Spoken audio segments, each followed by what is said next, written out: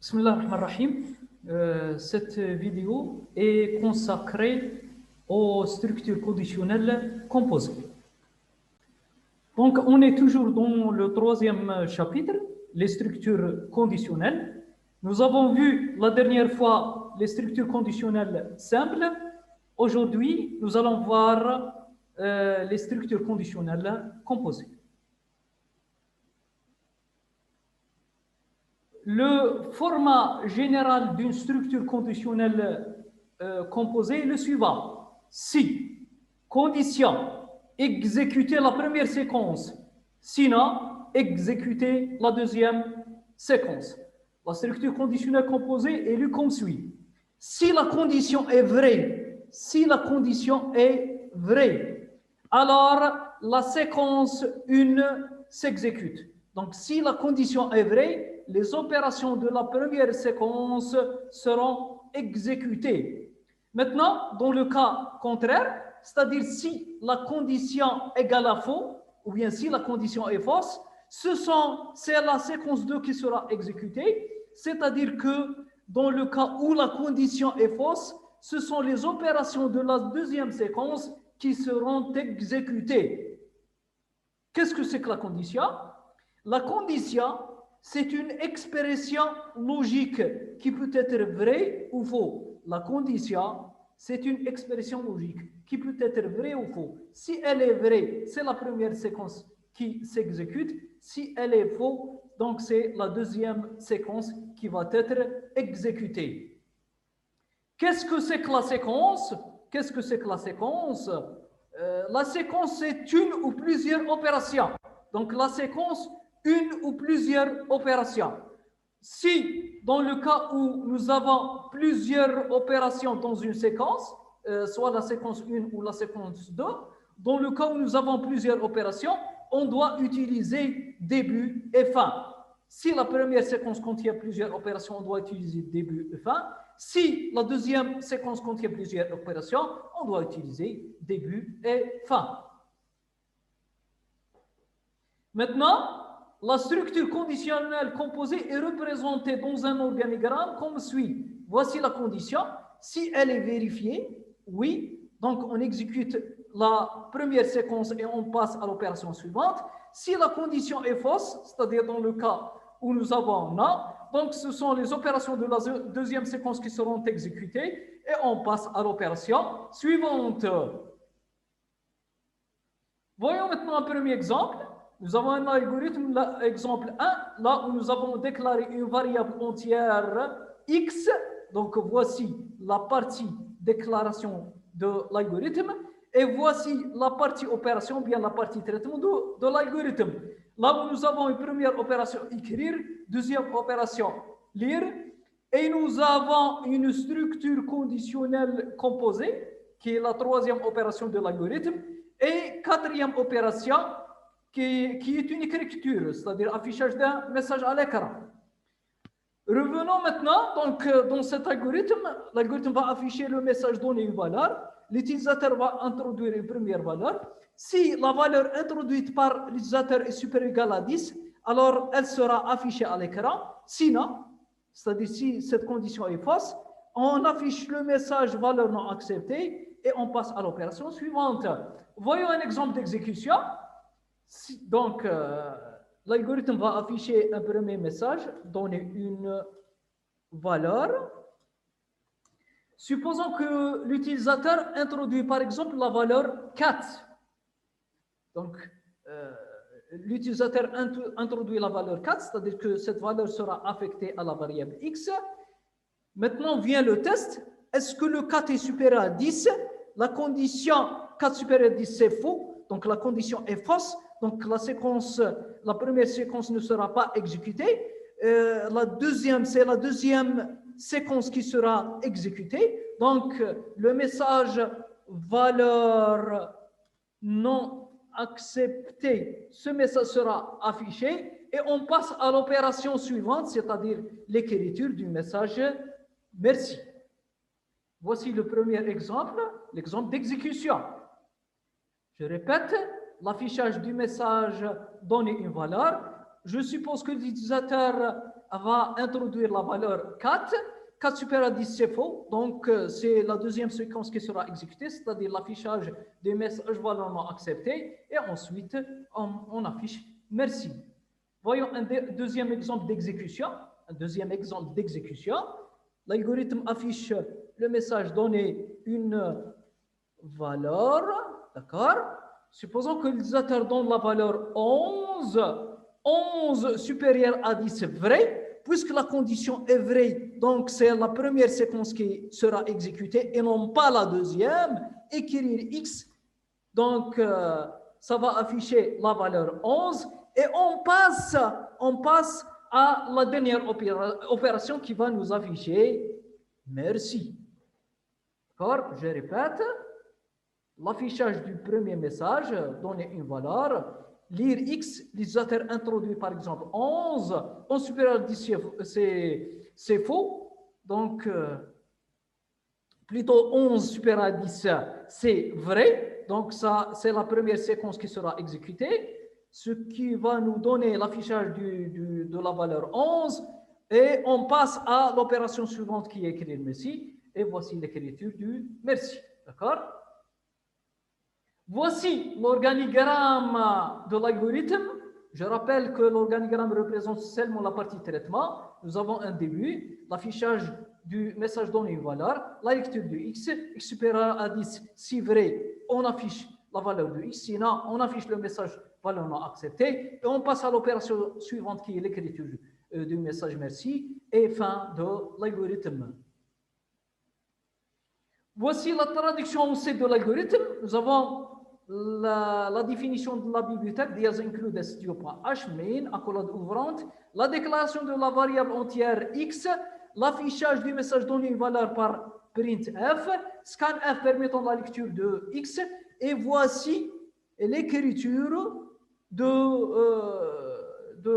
la structure conditionnelle composée, bien sûr on sait, if, condition, premier bloc d'instruction, else, deuxième bloc d'instruction. Donc, si la condition est vraie, on exécute le premier bloc d'instruction. Dans le cas où la condition est fausse, on exécute le deuxième bloc d'instruction. Je rappelle qu'en algorithme, je dis séquence d'opérations. En C, je dis, ou bien en programme C, je dis bloc d'instruction. D'accord? Voyons un autre exemple, un autre algorithme. Dans cet algorithme, nous avons déclaré deux variables entières x, y. Nous avons, voici maintenant le corps de l'algorithme. Dans cet algorithme, nous avons une première opération d'affectation. Nous avons une structure conditionnelle composée et nous avons une opération d'écriture qui permet d'afficher la valeur de y à l'écran. Revenons maintenant à la structure conditionnelle composée. Nous avons la condition x supérieur à 10.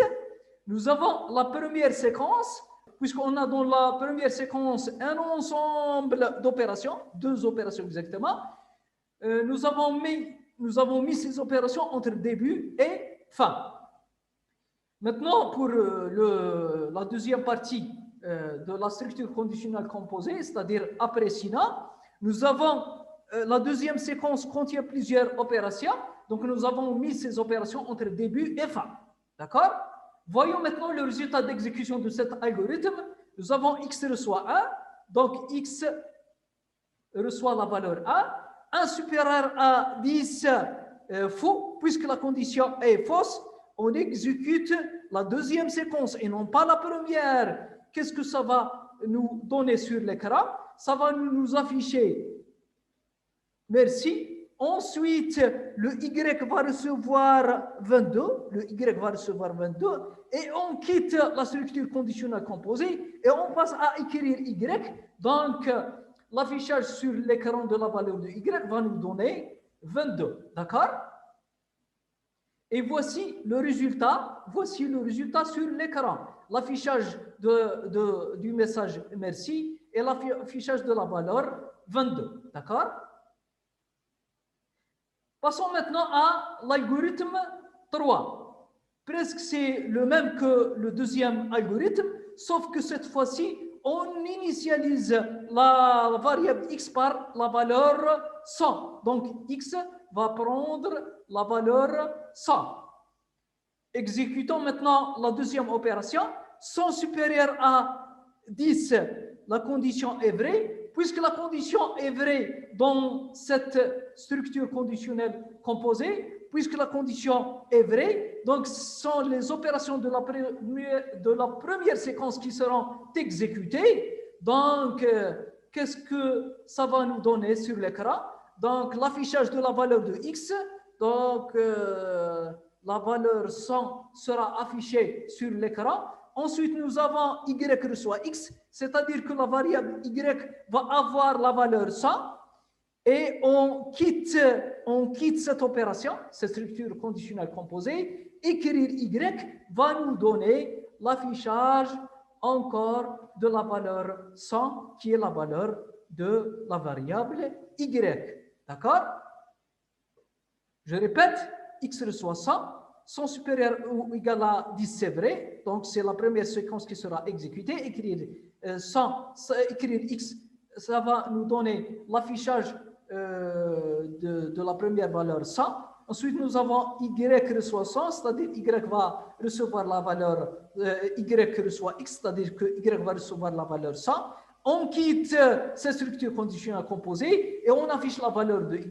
Ça va nous donner le deuxième affichage de la valeur 100. D'accord?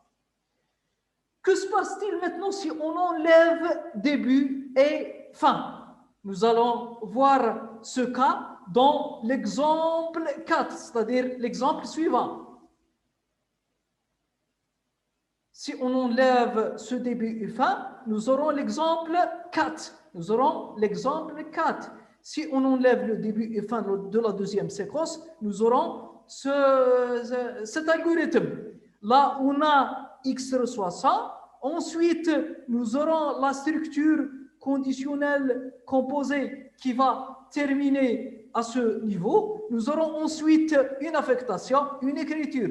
C'est-à-dire que notre algorithme va comprendre une première opération d'affectation et une deuxième opération qui est une structure conditionnelle composée, une troisième opération qui est une affectation et une dernière opération qui est une écriture. Regardez bien que cette structure conditionnelle composée, nous avons la condition x supérieure à 10, nous avons la première séquence qui contient deux opérations mises entre début et fin, et la deuxième séquence qui contient une seule opération qui est une opération d'écriture. D'accord? Si on fait un petit ajustement, là où nous allons mettre cette opération à ce niveau et nous allons tirer cette opération à ce niveau, nous aurons donc cette écriture. Donc, c'est l'exemple 4 toujours. Nous avons ajusté cette écriture. Nous avons toujours l'exemple 4 avec écrire merci à ce niveau et y reçoit 22 à ce niveau. C'est le même algorithme. Donc, x aura la valeur 100. Nous avons 100 supérieur égal à 100, c'est vrai. Donc, c'est la première séquence qui sera exécutée. Donc, nous aurons comme résultat d'exécution, au résultat d'affichage, l'affichage de la valeur de x 100. Ensuite, y aura la valeur x, c'est-à-dire la valeur 100. La deuxième séquence ne sera pas exécutée, on passe à y reçoit 22, c'est-à-dire que nous allons perdre la valeur 100 de y et y aura la valeur de 22. Écrire y, donc écrire 22. Je répète, nous avons x avec la valeur 100, 100 supérieur à 10, donc écrire x, 100 va être affiché, y reçoit x, c'est-à-dire que y aura la valeur 100, je quitte ou bien on quitte cette structure conditionnelle composée, nous avons cette opération y reçoit 22, c'est-à-dire que le 100, la valeur 100 va disparaître, elle va être remplacée par 22. Écrire y va nous donner l'affichage de la valeur 22. D'accord? Donc, nous avons terminé avec les structures conditionnelles composées. La prochaine fois, Inch'Allah, nous allons voir les structures conditionnelles à choix multiples. À la prochaine, Inch'Allah.